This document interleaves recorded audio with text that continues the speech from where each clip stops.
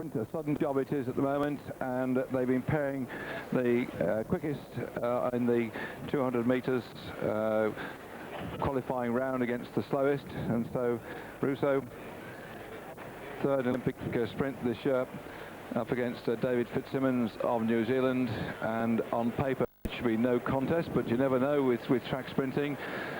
With only two riders up on the track, it's not so difficult to control the situation. Rousseau,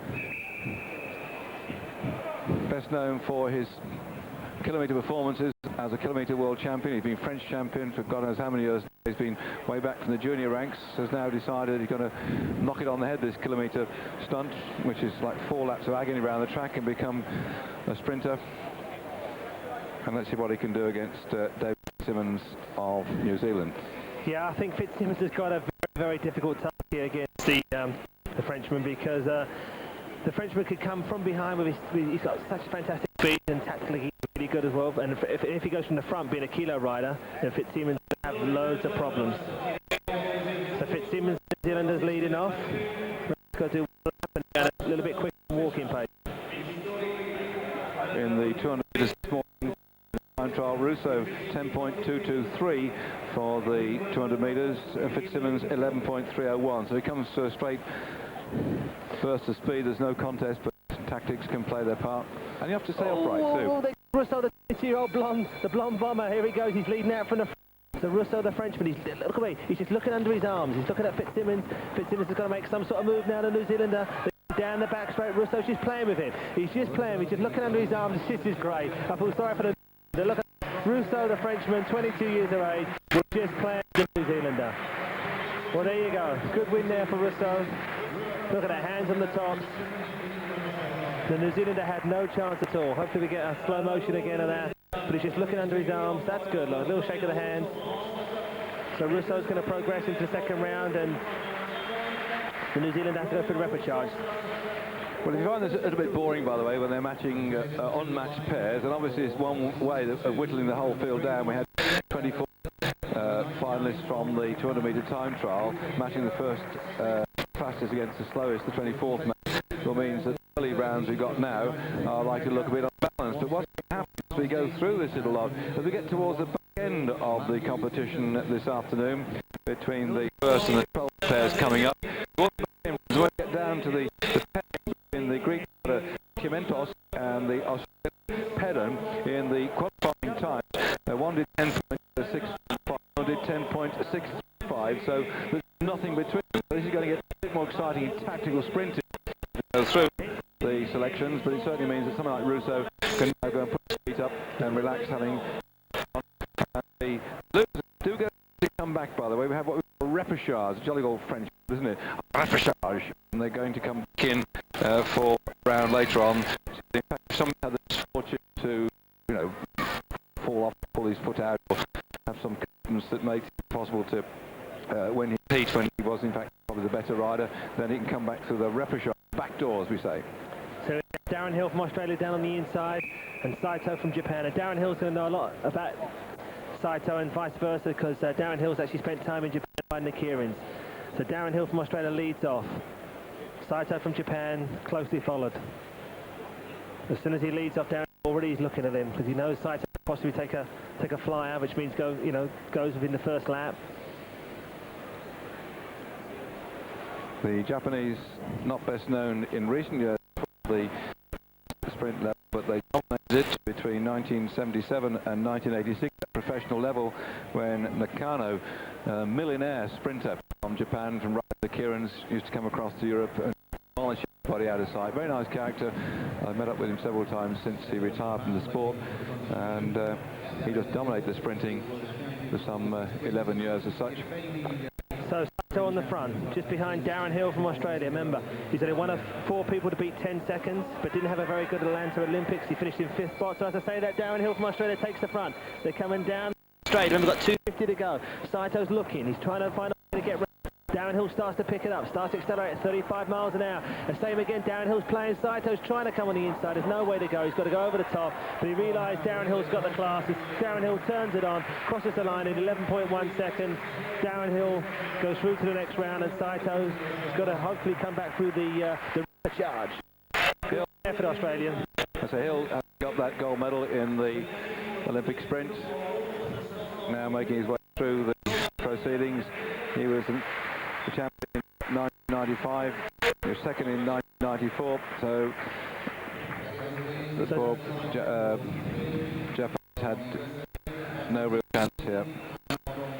So we go to the slow motion again. Within the last lap, here's Darryn Hill riding just on the red line there. Sato's looking for a way. But it's just a big effort for the Japanese rider to get to his wheel.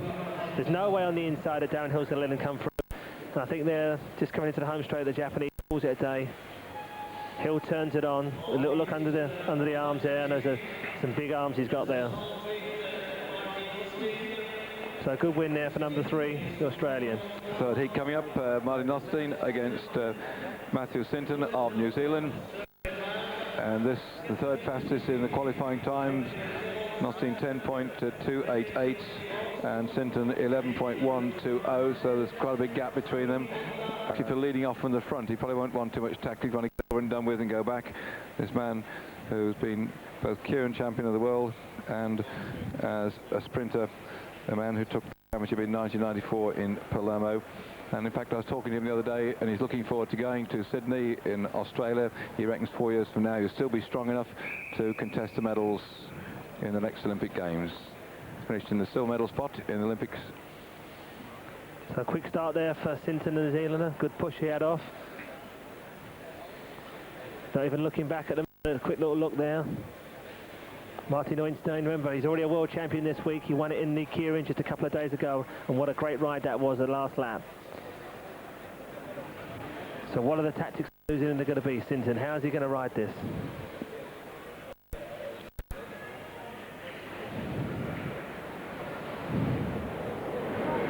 He's looking and looking and looking at New Zealander. He's riding the top of the bank, and so all he's got to do is look over his left shoulder. So far tactically he's riding well. But I have a feeling that Marty Nothstein's going to want to ride from the front, so he's going to leave him out there for a lap and a half and maybe. And as I say that, they start to pick it up. Looks like Sinton's trying to hold him back. He's gone down to the middle of the track. He knows that Marty Nothstein likes to ride for the front as we come round with a lap to go, 250 metres to go.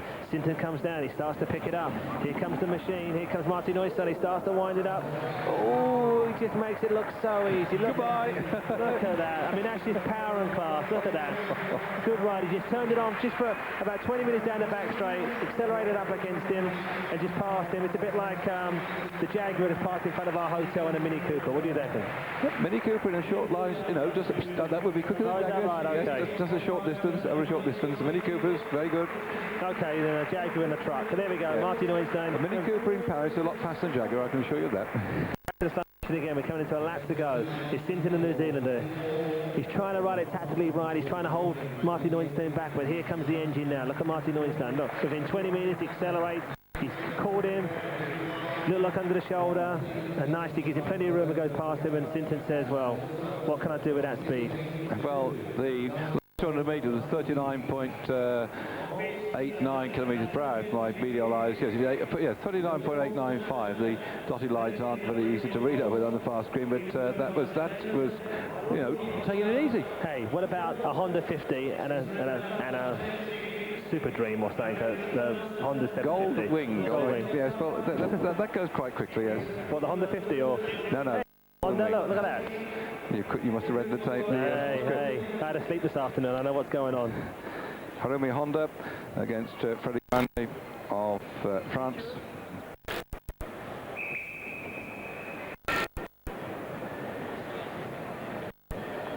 Magne better known for his riding over the years, but in the sprinting scene took a third spot at Bogota last year,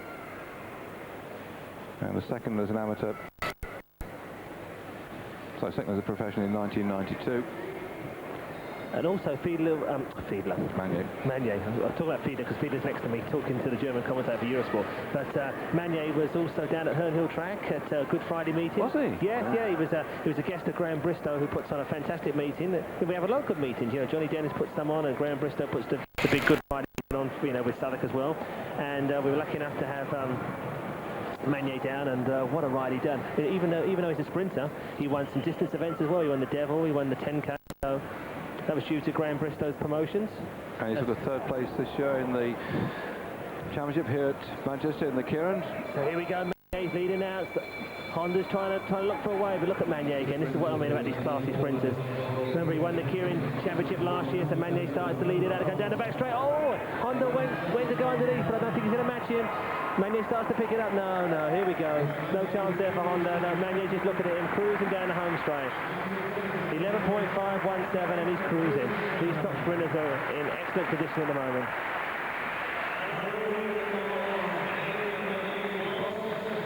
So maybe we can put that to the fact that he came to Good Friday and it helps his training. I think it's to do with the fact that he's been riding a lot on tracks over all these years now, Magne, and has got a depth experience which goes back right the way since he started out in the French training camps over the years and has been brought on like summer. I know that you like put a plug in for Hernia. By the way, the track is for youngsters to come on the track, by the way. It's a bit flatter, not quite so steep and fearsome as this one, is it, Russell? Hey, Herne Hill track is one of the best in the country, along with Manchester. So come down on Saturday mornings at 9 o'clock. But as I say that, this next one should be great because we've got two Italians. We've got your old friend Roberto Chiappa, is it? Chiappa, yes, versus Leonardo Branchi. Chiappa ought to be the faster and the better of these two, but you can never tell with these Italians. It's always difficult when you get, because obviously these two guys have travelled here, together in the team. They could even be roommates, being sprinters. They tend to put the sprinters together. And here we are, the first round of the World Championships. They've done the qualifying time, and they know each other's tactics because they train together. Now they've got to go out there and be like cat and dog, is it, or cat and bird? I'm close. Cat and dog's not the same. The dog goes to the cat goes up the tree, and that's it. It's over and done with. All right. Yeah, well, back in Magne, by the way, you were saying how much he's learned from riding at Herne Hill. He actually started really scoring well in 1987 when he became the champion of France over the junior kilometre and sprint, and at the same time he became world champion on the tandem. So he's had wins over the years, and this Italian that we've got here, Chiappa, has also been around for some time now, mainly as a tandem rider. He's leading front then. Is it the front or the back? We'll look down here. So Chiappa's number 85, so hey, I can't even see the numbers. There we go, front man. Oh, there we go. It was quick there.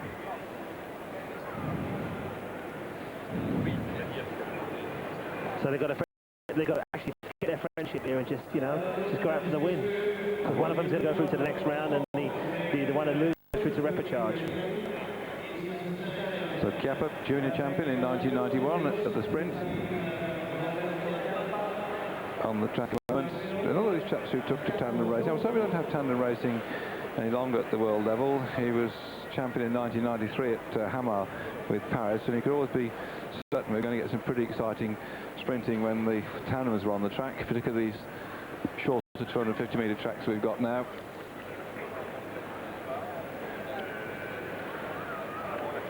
It's quite strange actually, because these two Italians looks like they've got stars and stripes on their helmets. Is it? I think when they get close, it looks like a little American flag. Is it a specialised helmet? No, they make them all. They design them with their own little particular patterns on them. And the fellow who started, of course, was Claudio Chiappucci, putting a devil on his helmet. So Chiappa's at the back here. Ooh.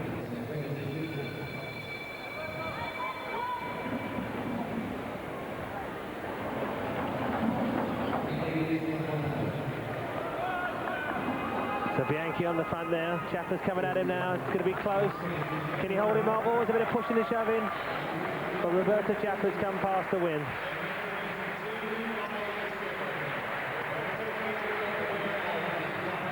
That's showing the benefit of all these years in the saddle. And in fact, they painted his bike at long last. He used to ride around with that one with all the bits welded into it, and it always looked to me like he just had it all welded together, because it was never really nicely painted, but they've decided to spray it a nice bright yellow now, and you can see all those strengthening bits that have been put just above the bottom bracket and behind the head, because that power that comes on as he now comes after his countryman, closing that gap down.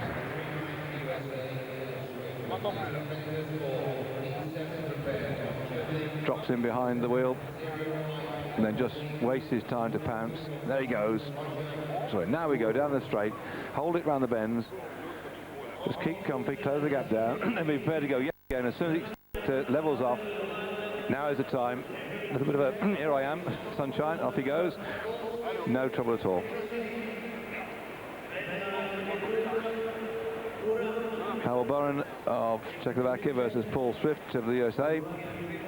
I keep talking about these tandems, don't they? But actually, Paul Swift has been ex-tandem champion of America, and Buran has also been riding on the tandem. Now, I'm not trying to sort of conduct a campaign to have them brought back, or I suppose I wouldn't mind doing that, but they're both ex-tandem champions of one sort or another. Swift at the national level.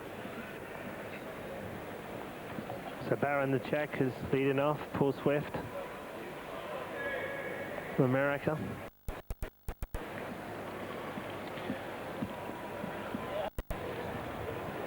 Buran, another rider coming up to the junior ranks when he was second in 1990 to Kiksis in the World Championships and second to Chiappa in 1991 when Darryn Hill was pushed back into the third spot. So it just shows you they take maybe 6, 7, 8 years to develop these sprinters.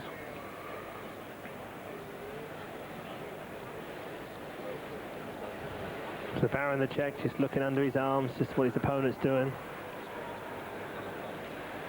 More difficult here because Swift isn't seen all that often on the European circuit, racing a lot out in America where track racing has got quite a bit of support.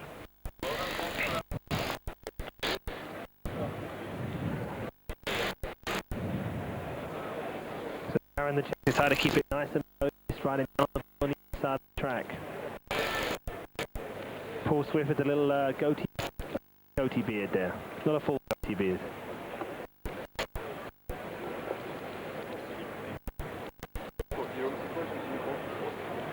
So Buran, the Czech, starts to wind it up. He's in the middle of the track. He's got to look over both shoulders when you ride the middle that way. Paul Swift, a nice distance. Doesn't want to get too close to him yet, so if Swift decides to make a move, he's got the gap on him. So Buran's going up nice and high. They're still taking it nice and deadly at the moment. They can hear the bell as they come into the home straight. Who's going to make the first move? Buran, the Czech, starts to pick it up. Swift's going to start to run at him. Under 250 metres to go now. Buran, the Czech, starts to pick it up. He's riding high. Swift's got to make a move now.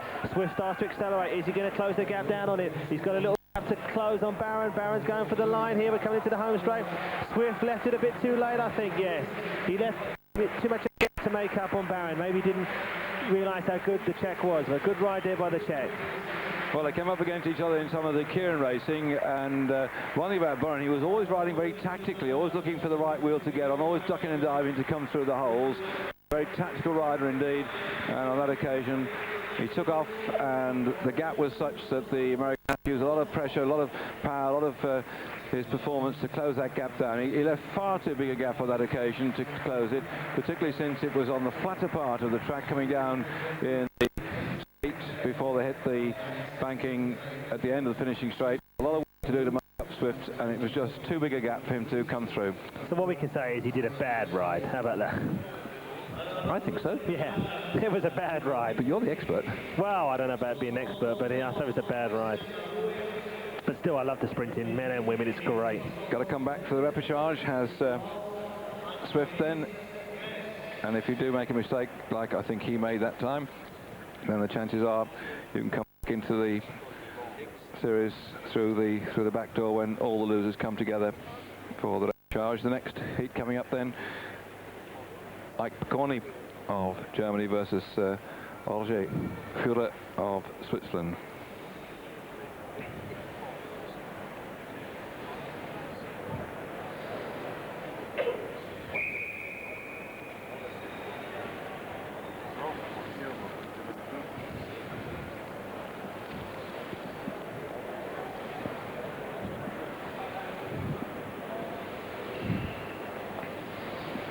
Again, looks like going to be a very tactical competition here, neither of them wanting to get too quickly into action.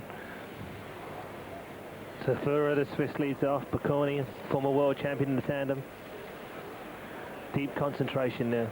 And Pokorny, in fact, was junior sprint champion way back in 1987, so that's some 9 years ago that he first came on the international scene. He'd been in third spot in 1986. Taking the bronze medal.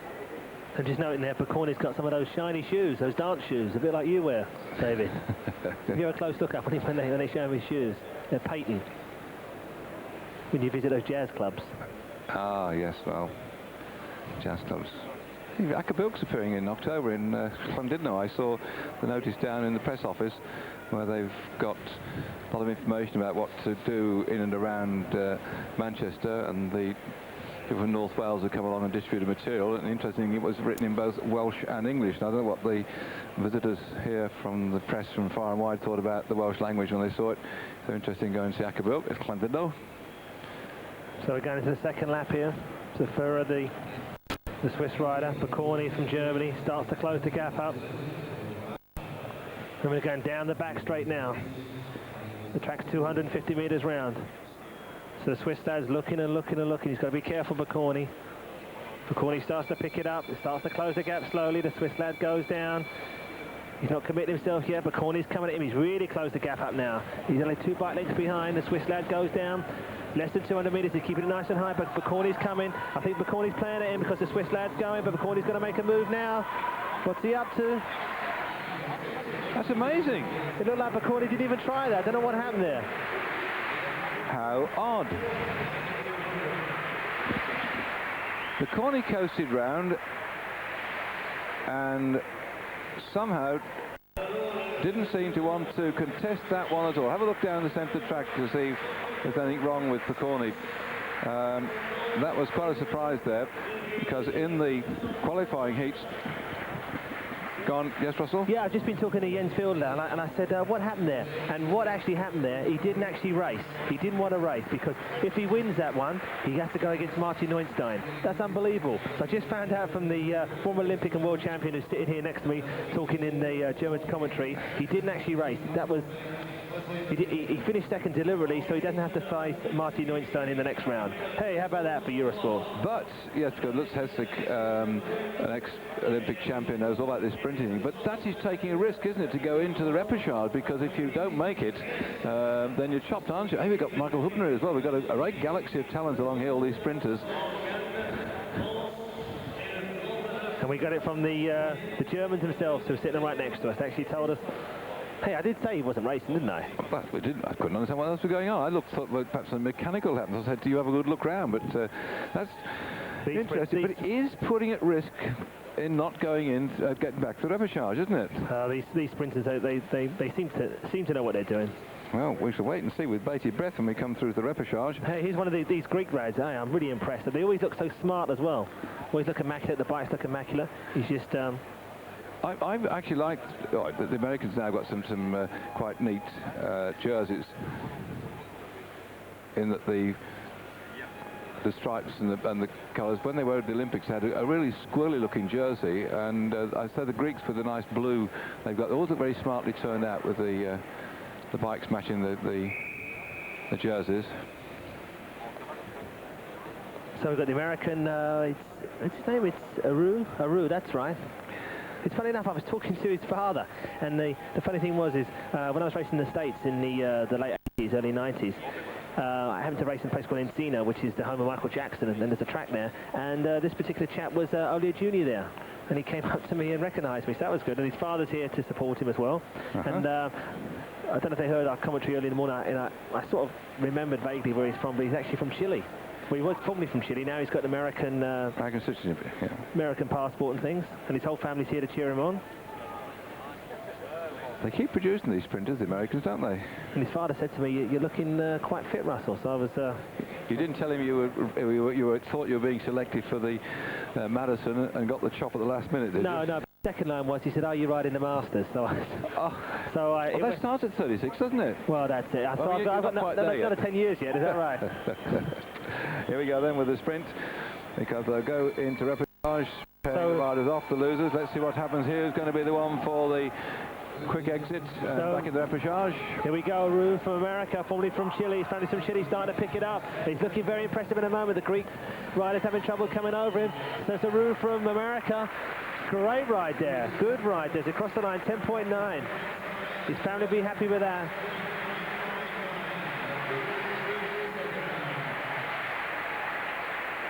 No messing around there, just rode it from the front, just showed the power. There's a happy man there and a happy family from Chile. But look at the slow motion again, he's just taking it from the front. No messing around. None of this cat and mouse or cat and dog or whatever. It's just straight out 250. He's riding on the red line, ducks down. The Greek rider's trying to come up next to him. No looking under the arms, just pure power. Out the saddle again to accelerate. Over 35 miles an hour, 36, 37 down the back straight. Sits in the saddle to take the bank in. Comes round the bank in. He's really putting the pressure on here. The Greek rider trying to come at him. But Arrue from America, formerly from Chile, turns it on down the home straight, just off the track a bit, boom. There we go. What's also happening now is we're getting down, we're on to the 9th heat coming up of the 12 heats. These riders in their qualifying times are getting closer and closer. The first heat that we saw, Rousseau completely did what he wanted with Fitzsimmons and just romped home to win that one because he was the fastest of the 24 qualifiers, whereas Fitzsimmons was the slowest of the qualifiers.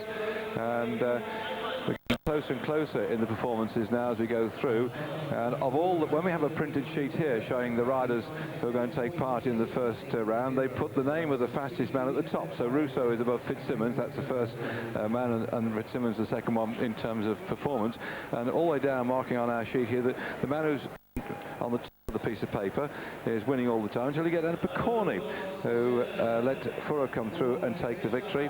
And now let's see what happens here, because Gane, the member of the Olympic Sprint Championship team that you saw on your screens just a few moments ago, Laurent Gane, they were third in Olympic Sprint, got the bronze, he with his compatriots. He's now been drawn against the ex-kilometre champion, Jose Manuel Moreno Perinan.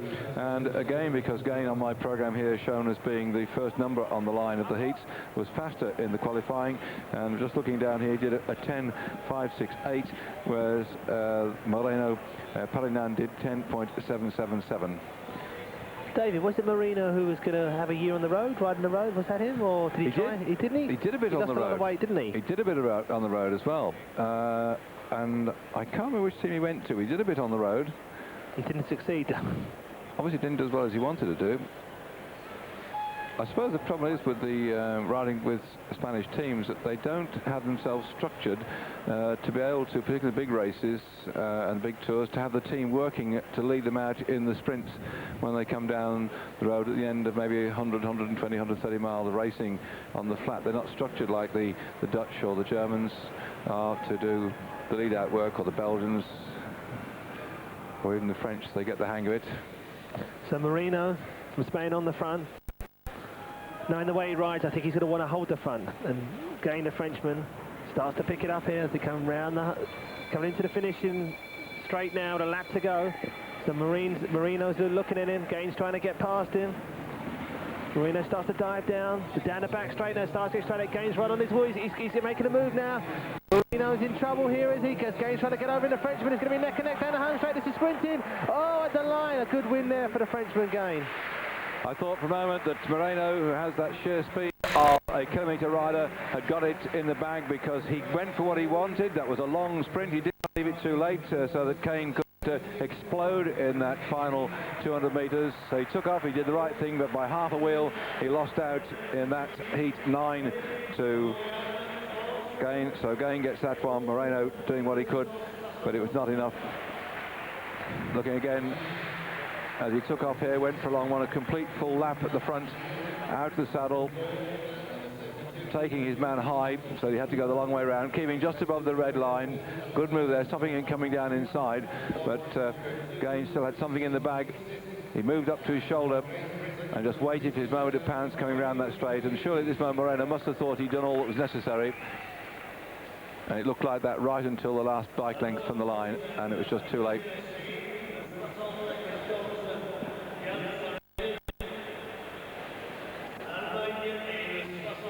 Undoing those twin straps that the sprinters use. They don't like the bolted in type of clip pedals because of the way in which they accelerate. You don't want your feet flying off the pedals. Interesting pairing, this one here, because both these two know each other very well indeed. Michael Scheurer from Germany on the right hand side of the track here, junior kilometre champion of the world in 1993, and Van Eijden was a junior kilometre champion of the world in 1994. And went on, Van Eijden, in these championships to take the third in the kilometre. So they're both the sort of sprinter with a lot of effort that can go from some way out. And I wonder if we're going to see, Russell, that they'll start going a lot further from the last lap. For the moment, they seem to be doing typical tactics as per the short, sharp sprinters. I can't remember which one's Scheurer. Which one's Scheurer? Is it the front one? He's number 72. Right, oh, there we go.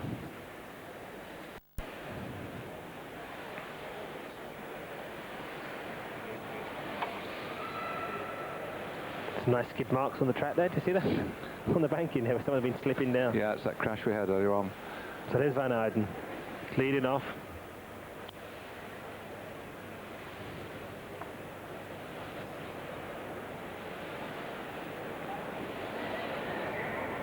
So Scheurer's got a simpler job, just has to look forward and just has to decide when and where he's going to make the attack. They're starting to move, both these two. I thought they might go a bit quicker. So Van Eijden's right in the middle of the banking. Scheurer's riding nice and high, so he can use the banking to swoop down. And as I say swoop down, he's swooping down at Van Eijden. Van Eyden's looking under his arms, but Scheurer's coming right over the top already. Is he going to come down on him? They're going to be friends here, are they? Oh, yes. Scheurer's come down on him, but Van Eyden's got nowhere to go. He sits up. Whoa! Hello! Not only sat up, he nearly fell off. I don't have to sit up for Russell. It nearly threw him straight off that. And I wonder if they're going to... I wonder if they're going to have dinner together tonight after that. That's what I'm wondering. That was a bit choppy, wasn't it? That's sprinted for you. But it's just a world championship, the first round. Remember, you've got to forget your friendship, but... Oh, that was a bit close. Just have a look at that again. I think... Oh, he didn't give him a lot of room. And oh, he actually touched the wheel. He didn't give him a lot of room. They touched. You could smell the rubber. That's what I think I'm smelling. He didn't give him any room at all. They came straight down on his front wheel and he just touched it. Oh. Was that legal, Russell? Oh, yeah. It's sprinting. It's all legal in sprinting. Let's have a look at that again. So he's come down the back straight. He's come past him, but he hasn't got enough power to really get a bike length in front. He's decided to come chop across his front wheel. Oh, look, he's out of saddle to kick back. Oh, yes. It's great. It's great. No wonder the horns are going. If you think that ride was good, that one there you just seen, the next one's going to be excellent. Because we got the Great Britain rider coming up. Well, in fact, therefore, I was saying that the man who's first on our heat list here, Van Eijden, who technically was a faster then, didn't get it, and... Hey, wouldn't it be funny if he puts an appeal in? We'll have to wait and see. No, he looks like he's smiling, look.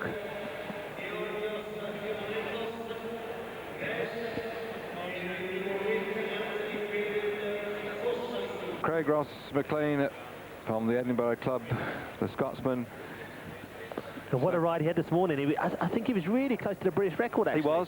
While you were having your sleep, I worked it out here. The Great Britain record by Eddie Alexander, set in 1987. Again, another Scotsman. He, in Vienna, did 10.704, and Craig MacLean this morning did 10.729, so he was just, about 0.025 away from the British record. He did a great ride in the kilo too, did young Craig MacLean. He was 12th in the kilo ride with 105.735, and that's very quick. I think we're going to see a lot more of this young lad leading out the front at the moment. Craig Purcell, the British champion, through I think illness or crash, not able to ride these championships, but we've got a very good substitute in the man who was second in the British championships to take his place. So Craig MacLean's leading off. Looks like he wants to hold the front. He's looking. Great for Great Britain. Excellent ride this morning. We've been unlucky yesterday in the Olympic sprint by having some mechanical problems with his bike, but he's come back and he showed how he's come back this morning. They're very closely matched on the qualifying time. He looks like he's trying to get the inside. They're very similarly matched, these two sprinters, so really Kiksis 10.605, an ex-junior sprint champion. And also London champion. Yeah, now got the British man after him in the crowd here saying, come on, Craig, get stuck in. He tries to come on the inside, misses out though, has to go around the outside, kicks it out the saddle as Craig goes over the top and coming now in towards the finishing straight for the first time. Are we going to see a Brit go through? Anyway, not. What a shame. That was a real humdinger of a match race. That was a good ride there by Craig. He lost out, I think, tactically by letting Kiksis just move forward with a lap and a half to go. Hopefully we'll see the slow motion again where he actually made the move. Remember, this is a London champion. He rode in Herne Hill just last week. Let's have a look. Here he goes, comes at him quick. Go on, Russ, what happened here? This is a lap to go. Kiksis has got the front. Hit that line there, 200 metres to go. Craig MacLean's coming at him here. He's coming at him here. No, but Kiksis is just looking over. He's not fully committed yet. He's trying to hold it up, which he's doing perfectly. Look at the power there, look at the power. The arms and legs, the lower back, and now he's turned it on. There's not much you can do when the rider in front of you is doing nearly 38 miles an hour. There we go, look at that. There's a little look under the arms just to make sure he's still there. But Craig's got another chance. He can come back through the replicharge. That Metron bike we're seeing there, I mentioned it during these programs in the past, that's made in Plymouth anyway, that frame, so at least we've still got some British involvement, although it's made by a Greek at Plymouth University. And ridden by a Latvian. That's a nice international setup, isn't it? And I also think I was reading somewhere that he actually he spends most of his time living in Perth. Who does? Kiksis. Oh, Kiksis. I think the man made the frame. Let's have a look. I read it somewhere. He was World Junior Champion Middlesbrough in 1990. Right. Yeah, he's recently based in Adelaide. Nice city. And he took 8th place in Olympic kilometre with 1.5. Hey. Nice city. Whenever I say I like Adelaide, and the Australians all say to me, yes, because it's like England, because it was designed on leads. Somehow the thing was laid out. Are you sure you don't say I like Adelaide to someone says, oh, can I send you a ticket, David? No. They have, of course, they had a Grand Prix there, and also I think they got more churches per square mile than else in Australia. All right. Nice city. I went there. Bike company called Super Elliott out there. I don't know if they're still in existence, but very nice people. And Adelaide, of course, South Adelaide is... Oh, there's the chap with the white hair holding up the Australian. That's Ron Bainch. Many cyclists from years ago will remember Ron Bainch riding in the World Championships at Leicester when he had that big crash and comeuppance with the Italian. Well, that's the Bold Run who's looking after some of the Australian riders. So we've got two closely matched competitors here. Andy Peden from Australia and Georgios Cheimonetos of Greece. And a few reporters just picked up on the Ron Bainch story too. 10.615 for Cheimonetos, 10.635 in qualifying, so just 0.020 separating these two in the 200 metres. So we're going to have a real match sprint here, closely matched competitors. On paper, nothing between them over 200 metres. Here they go, and on the front then, the Greek rider's got this one nicely stitched up at the moment. So can Cheimonetos hold that off the Australian, who really are equally matched pairs. If you're in the slipstream, you can in fact, coming down the finish line, it's worth one length. Will it actually work this time? Here we go. Men, and with the finishing straight ahead, he's done it. Now that in fact proves something, I think, which I read many times in sprinting, Russell. If you get two matched people and you're in the slipstream in the last 200 metres and you come round there, even though you're going the longer way around, it's worth one length. That's what I've been told, so I don't know if it's true. No, it worked today. It was great because, I mean, as you say, after the qualifications, they were dead equal near enough, and the Australian just picked him at the line. As we look at it again, the Greek rider rode really well. Tactically, he rode well. Look, he's looking. He's starting to pick it up. We hit the line there, 250 metres to go. The Greek rider dives down. The Australian's looking for him. And then from there, all the way down the back straight is neck and neck. Now, there we go. We're side by side. The Australian gets half a bite, but he can't come down on him because he needs a bite length at least. The Greek rider starts to dig deep. Then the elbows start to touch here, a little bit touching the elbows, and the Aussie just gets it at the line. Yeah, good ride there by Anthony Peden. Yes. Peden. And there's the famous Ron Bainch. Oh, Ron. And that, of course, is the 1/2/3 of the heats we've had where the slowest technical qualifiers actually won the race. I think Ron went off to be a lorry driver or something in Belgium, and then he went back over to Australia. You know, he looks like there. Is it Chris Christopherson? Is it? No, I don't know.